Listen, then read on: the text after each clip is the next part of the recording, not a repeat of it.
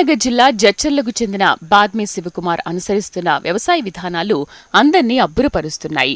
మట్టితో పని లేకుండా కూరగాయలు పండిస్తూ కొత్త ఒరవడికి శ్రీకారం చుట్టారు. కరోనా సమయంలో ప్రయోగాత్మకంగా అమలు చేసిన హైడ్రోపోనిక్ సాగు విధానం సత్ఫలితాలను అందిస్తుండటంతో మంచి ఫలితాలు పొందుతున్నారు.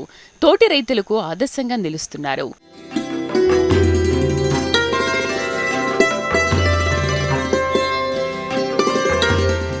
పంటలు పండించాలంటే వేలెకరాలు అవసరం లేదు.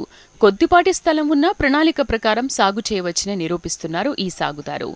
100 గజాల స్థలంలో హైడ్రోపోనిక్స్ విధానంలో పాలకూర, బచ్చలికూర, తోటకూర, కొత్తిమీర, పుదీనా వంటి విభిన్న రకాల ఆకుకూరలు పండిస్తూ ఔరా అనిపిస్తున్నారు. ఆకుకూరలపై అధిక ఉష్ణోగ్రతల ప్రభావం ఉండకూడదన్న ఉద్దేశ్యంతో గ్రీన్ షెడ్ నెట్ ఏర్పాటు చేశారు. ఈ విధానంతో సాధారణ పద్ధతిలో కంటే త్వరగా పంట చేతికొస్తోందని రైతు తన అనుభవపూర్వకంగా తెలియజేశారు. అంతేకాదు దిగుబడి కూడా అధికంగా ఉంటుందని తెలిపారు. మాది వ్యవసాయ కుటుంబం.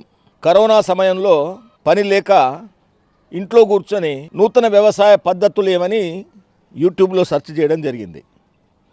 అందులో ఈ యొక్క ఎన్ఎఫ్టీ హైడ్రోపోనిక్ సిస్టమ్ అనేటటువంటిది చూసి ఇది నేను చేయగలను అనేటటువంటి నమ్మకం నాకు కలిగి ఆ యూట్యూబ్లో తీసుకొని చూస్తూ సోలాపూర్ మరి హైదరాబాద్ సంబంధించినటువంటి సెంటర్ ఫర్ ఎక్సలెన్స్ అనేటటువంటి గవర్నమెంట్ వారితో అందరితో కన్సల్ట్ చేసి ఎంతో కష్టపడి ఈ యొక్క హైడ్రోపోనిక్ సిస్టాన్ని నేను ప్రారంభించడం జరిగింది. దీనికి సంబంధించినటువంటి ఈ యొక్క స్టాండ్లు తయారు చేసుకోం కానీ వీటన్నింటిని నేనే ఎదురుగా ఉండి మా మనుషులతోనే తయారు చేయించినాను.